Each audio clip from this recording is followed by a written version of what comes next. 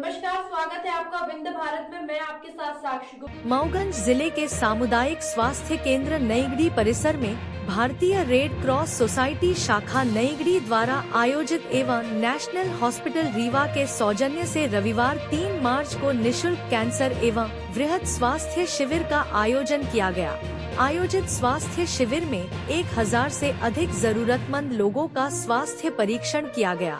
वहीं 665 मरीज विभिन्न रोगों से चिन्हित किए गए, जिन्हें चिकित्सकों द्वारा बेहतर इलाज हेतु उचित परामर्श दिया गया। शेष मरीजों को प्राथमिक उपचार की निशुल्क दवा दी गई। नेशनल हॉस्पिटल रीवा के सौजन्य से एवं भारतीय रेड क्रॉस सोसाइटी जिला इकाई मऊगंज के कुशल मार्गदर्शन में रेड क्रॉस तहसील शाखा नईगढ़ी द्वारा आयोजित निशुल्क कैंसर एवं वृहद स्वास्थ्य शिविर में उपस्थित चिकित्सक डॉ योगेश्वर शुक्ला, डॉ अखिलेश्वर पटेल, डॉ अनूप सिंह, डॉ उमेश प्रताप सिंह एवं पवन तिवारी सहित उनकी सहयोगी मेडिकल टीम तथा सामुदायिक स्वास्थ्य केंद्र नईगढ़ी के बीएमओ डॉ आर.के. पाठक एवं चिकित्सकों तथा मेडिकल टीम द्वारा 1000 से अधिक जरूरतमंद लोगों के स्वास्थ्य का परीक्षण किया गया, जिसमें मेडिसिन, कैंसर, फेफड़ा एवं छाती, शिशु रोग विभाग, स्त्री रोग विभाग आदि के कुल 665 मरीज चिन्हित किए गए, जिन्हें चिकित्सकों द्वारा आवश्यक परामर्श दिए गए एवं बेहतर इलाज हेतु निशुल्क सेवा के साथ बड़ी अस्पताल के लिए रेफर किया गया, जहां शिविर में उपस्थित चिकित्सकों की देखरेख में गंभीर बीमारी से ग्रसित चिन्हित लोगों का उपचार किया जाएगा। आयोजित निशुल्क कैंसर एवं वृहद स्वास्थ्य शिविर का शुभारंभ पूर्व विधानसभा अध्यक्ष एवं देवतालाब विधानसभा क्षेत्र के क्षेत्रीय विधायक गिरीश गौतम के आतिथ्य में मां सरस्वती एवं रेड क्रॉस सोसाइटी के जनक सर हेनरी ड्यूनेंट के चित्र समक्ष दीप प्रज्वलन एवं पुष्प। कैंसर के मरीज के डॉक्टर साहब घोषणा होते ही वो तो तिल तिल करके मरता है, उसका परिवार उसी दिन मर जाता है। इतना याद रखना। मैंने कई साथियों को खोया अपने साथ। कैंसर के मरीज हमारे जो दाएं हाथ थे, बाएं हाथ थे, उनकी दवाई करा करके थक गया। सरकार में होते हुए भी सब कुछ खोते हुए नहीं बचा पाए। उस दर्द को हमने देखा अपने साथ। पूरा परिवार पहले मर गया। वो तो 1.5 साल बाद मरे, पर परिवार उसी दिन मर गया। आर्थिक तौर पर मर जाता है, तमाम सारी परेशानियों के लिए मर जाता है। वो कोई दूसरा काम नहीं कर पाता है, वो उसी की सेवा में लगा रहता है। इसलिए ऐसे मर्ज को क्यों पालना, हम उसको क्यों लाए। इसलिए मैं कहता हूं कि ये स्वास्थ्य शिविर में हमें नहीं आना पड़े। हमारी सफलता इसमें है, हमारी सफलता इसमें नहीं है कि हमने स्वास्थ्य शिविर लगा करके 13,000 मोतियाबिंद के ऑपरेशन करा दी। हमारी ये सफलता नहीं। 13,000 मोतियाबिंद हो ही नहीं। हमारे कैंसर का एक मरीज भी स्वास्थ्य शिविर से न निकले। हमारी सफलता ये होनी चाहिए। ये नहीं होनी चाहिए कि हमने 1,500 मरीजों का कैंसर की हमने दवाई करा दी है, कर दी है। ये हमारी सफलता नहीं, ये हमारी असफलता है। और इसको हम सामाजिक जागरूकता से ही ठीक कर सकते हैं। इसलिए हम सबको अपनी भागीदारी सुनिश्चित करना पड़े। हम सबको लोगों को जागरूक करना पड़े और उस धारणा के विपरीत हमको प्रचार करना पड़े। हमारी जो धारणा बनी हुई है कि वो खाते हैं तुमको नहीं होता, हम खाएंगे तो कैसे हो जाएगा। तो हर आदमी तो नहीं मर जाता ना। एक दिन में पूरा संसार मरता है क्या? नहीं मरता। इसलिए अपने को इस विचार से सोचना कि हमको उससे बचाव के रास्ते भी अपनाना चाहिए, हमें उससे दूर रहने का प्रयास करना चाहिए और इस जो लत है, इस लत को भी छोड़ने का प्रयास करना चाहिए। इस अवसर पर मैं एक बार फिर से हमारे रेड क्रॉस के तमाम संचालन करने वाले हमारे जो कर्ता धर्ता, उनको, रेड क्रॉस के हमारे तमाम सारे जो साथी अन्य हैं, सदस्य हैं, वॉलंटियर हैं, उनको धन्यवाद करता हूं। और खास तौर से फिर से हमारे डॉक्टर शुक्ला जी आए हुए हैं, कैंसर के सर्जन हैं, हमारे बहुत अच्छे सर्जन हैं, वो आए हैं, हमारा परीक्षण करेंगे। और उसके साथ साथ हम इस अस्पताल के हमारे डॉक्टर पाठक जी को, नेशनल हॉस्पिटल के अखिलेश जी को, उनके साथ की टीम को, हमारे पाठक जी की टीम को, तमाम डॉक्टरों को, हमारे कर्मचारियों को धन्यवाद करता हूँ। रेड क्रॉस मऊगंज तहसील के सौजन्य से आयोजित इस स्वास्थ्य शिविर और कैंसर परीक्षण में मैं रेड क्रॉस के तमाम हमारे चेयरमैन, उनके जो वॉलंटियर्स हैं, उनको धन्यवाद करता हूँ। डॉक्टर की टीम को धन्यवाद करता हूँ। उन्होंने मेरे क्षेत्र को चुना और स्वाभाविक तौर इससे हमको फ़ायदा ही होना है। यदि जाँच में इस तरह का कोई मर्ज निकलता है उसको तत्काल चिकित्सा की सुविधा मोदी जी की जो आयुष्मान कार्ड उससे हम उपलब्ध कराएंगे, जांच हो जाए, उसको पकड़ में आ जाए। इसलिए मैं फिर से एक बार रेड क्रॉस को धन्यवाद करता हूँ।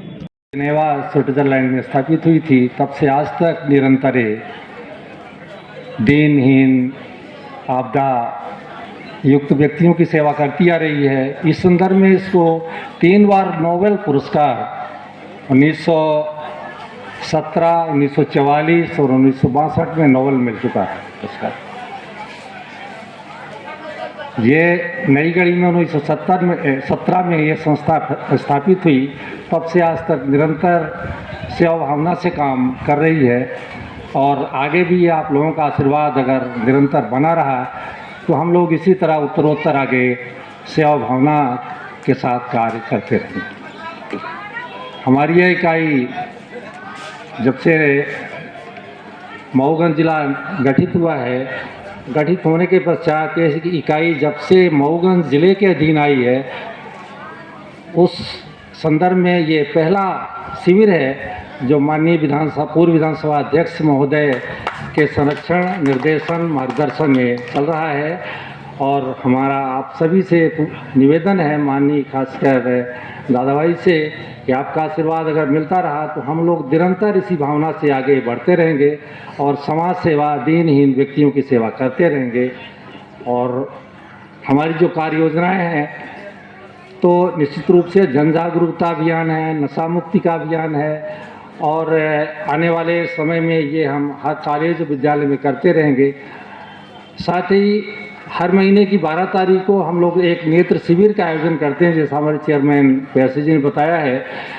और उस हर महीने की जो 12 तारीख को जो हम शिविर करते हैं, उसमें लगभग 150 से 200 मरीजों का परीक्षण नेत्र रोगियों का कराते हैं, होता है लगभग। और उसमें जो चिन्हित होते हैं लगभग 25 से 30 और 40 तक ऐसे रोगी जिनका लेंस प्रत्यारोपण या ऑपरेशन या और कुछ उनको ट्रीटमेंट दिया जाना है, तो उनको चित्रकूट भेज के उनका उपचार निःशुल्क करवाने का प्रयास हम लोग करते हैं। आगे भी ऐसा करते रहेंगे। ये आप लोगों का आशीर्वाद, मार्गदर्शन हमें चाहिए, हम लोगों को। हम लोग ऐसा निरंतर करते रहेंगे। आपका आशीर्वाद हमें अपेक्षित है। आप सबसे धन्यवाद।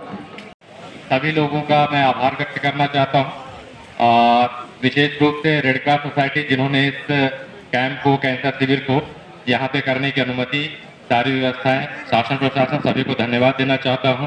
माननीय विधायक जी को जिन्होंने हमें पिछले 2 वर्षों से सतत कैंसर के क्षेत्र में यथासंभव जो भी मदद हो सकी है उसमें मदद करते रहे हैं।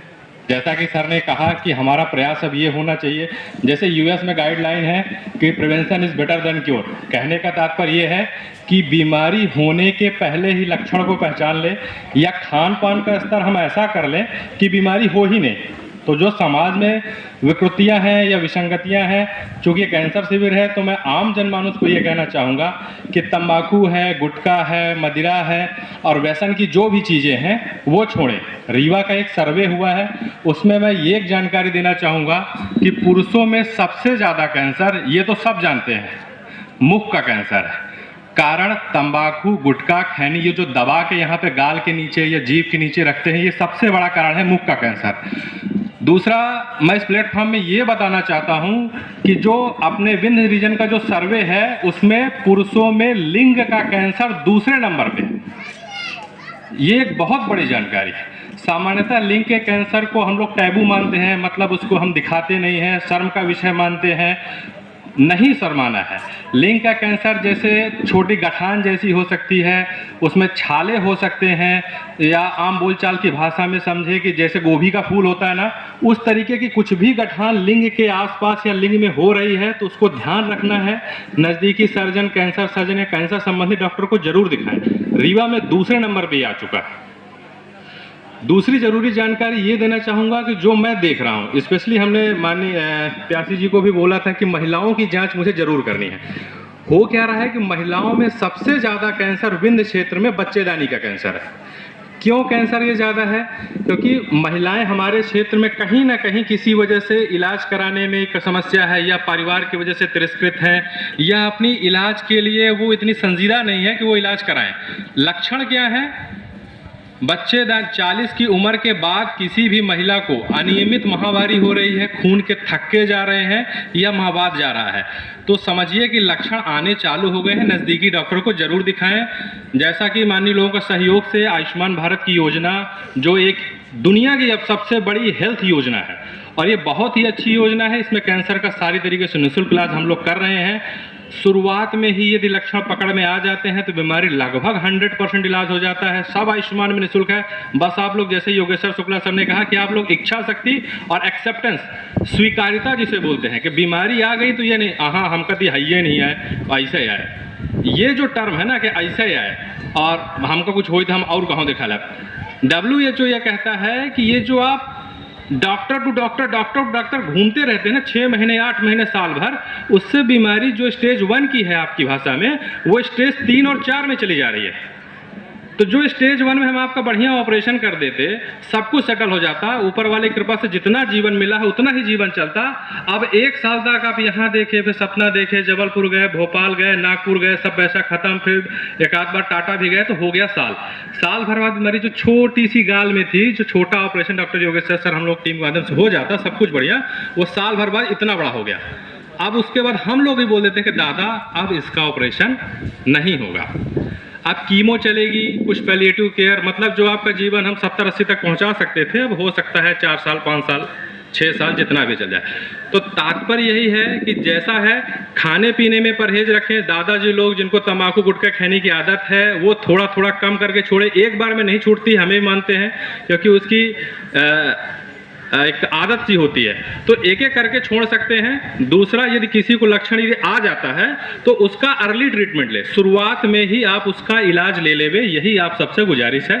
और सभी को इस शिविर में आए सभी आगंतुकों का, सभी बड़े लोगों का, सभी शासन प्रशासन माननीय जी का, सभी मैं स्वागत करता हूं। बहुत बहुत इन सभी को धन्यवाद देता हूं। नमस्कार। विधानसभा अध्यक्ष जी और वर्तमान विधायक माननीय गौतम साहब किया है लोगों के इलाज के दृष्टिकोण से, जबकि हमारे प्रदेश के मुखिया भी ये बोल चुके कि गौतम जी आप तो इसके अलावा और कोई काम नहीं बताते हैं, सिर्फ स्वास्थ्य लोगों का। तो चलिए कोई बात नहीं, जितना आप चाहें उतना हम आपको देने के लिए तैयार हैं। तो जो इनकी भावना है, और अभी बैठक थी राजभवन में 1 तारीख को, माननीय राज्यपाल महोदय ने हम लोगों से आग्रह किया है कि आप सभी अब जो अगला ही कार्यक्रम चलाएं, वो लोगों के स्वास्थ्य के लिए, कि जो ऐसे लोग पिछड़ी क्षेत्रों में, दूर दराज के गांवों में, वहां जाएं और चिन्हित करें कि ऐसे कौन से लोग हैं जो अस्पताल तक नहीं पहुंच पाते हैं, जो एनीमिक हैं, क्षय रोगियों के लिए इस तरह की एक लिस्ट बनाएं पूरे जनपद पंचायत स्तर पर, और वह लिस्ट बना करके उनको चिन्हित करके और आप सभी उनको आगे लाएं, ताकि इस देश में एनीमिया से कोई पीड़ित न रहे, कुपोषण का कोई शिकार न रहे।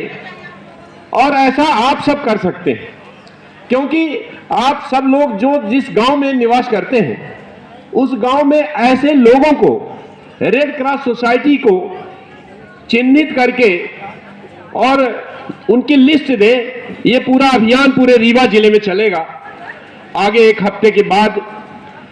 और यह काम, ये धर्म का काम है, और इस काम में बिना किसी सहयोग के यह काम संभव नहीं हो सकता।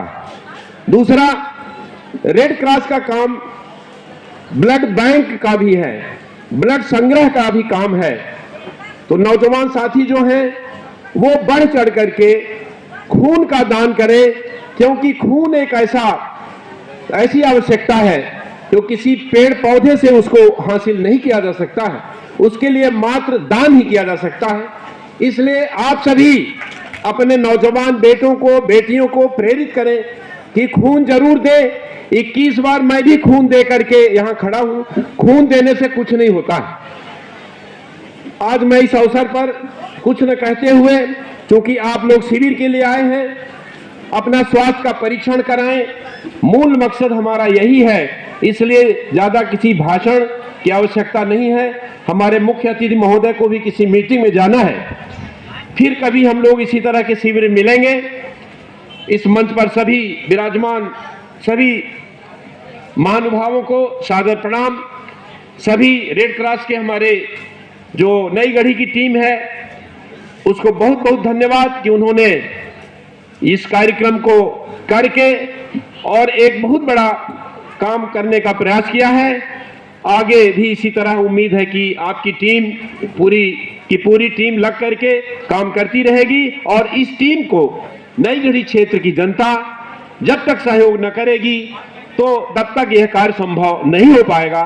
इसलिए मैं आप सभी से अपील करता हूं कि रेड क्रॉस सोसाइटी का सहयोग करें और पीड़ित मानवता की सेवा के लिए आप आगे आए। दीन ही सब पर लखत है, दीन ही लखै न कोय, जो रहीमन दीन ही लखै, दीन बंद सम होय। आप सभी को सादर प्रणाम, सादर अभिवादन, वंदन, धन्यवाद।